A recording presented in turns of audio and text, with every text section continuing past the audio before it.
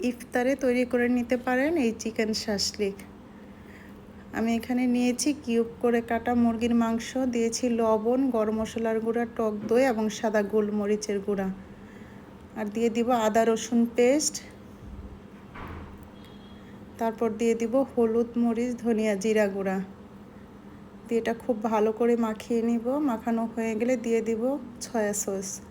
আর soya সসটাও যেহেতু লবণ থাকে, তাই লবণটা দেওয়ার সময় একটু পরিমাণটা বুঝে দেওয়ার চেষ্টা করবেন। তারপরে এখানে আমি ভেজিটেবলগুলো কেটে নিয়েছিলাম, গাজর, টমেটো, কাঁচামরিচ, পেঁয়াজ। ঠিক আমি যে পদ্ধতিতে কেটে নিয়েছি সে পদ্ধতিতে কেটে নেবেন। তারপরে একটি একটি করে আপনার ইচ্ছে অনুযায়ী আপনি সুন্দর করে এগুলো স্টিকে লাগিয়ে নেবেন। আর চিকেন শাসলিকটা খেতে কিন্তু খুব ভালো লাগে, বাচ্চারাও খুব পছন্দ করে। আর ইফতারে কিন্তু একটা আইটেম, ভালো একটা আইটেম হয়ে যায়। তাই আপনি বাড়িতে যদি মুরগির মাংস থাকে, ঠিক এই পদ্ধতিতে আপনি চিকেন শাসলিকটা খুব সহজে বানিয়ে নিতে পারেন। আমি ঠিক একইভাবে এখানে গাজর, টমেটো, পেঁয়াজ, কাঁচামরিচ দিয়ে মুরগির মাংসগুলো স্টিকে এরকম করে গেঁথে নেব। আর এখানে ইচ্ছে করলে আপনি ক্যাপসিকাম ইউজ করতে পারবেন। ক্যাপসিকামটা ইউজ করলেও খেতে ভালো লাগে। এটা যার যার চয়েস অনুযায়ী ব্যবহার করতে পারেন।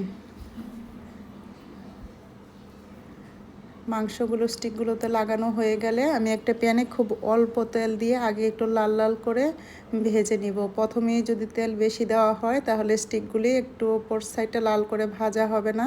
তাই অল্প তেলে প্রথমে লাল করে ভেজে নিতে হবে, তারপরে একটু ডুবন্ত তেল দিয়ে ভালো করে ভেজে নিতে হবে। আর ভাজার সময় সাইড থেকে গরম তেলগুলো উপরে দেওয়ার চেষ্টা করবেন।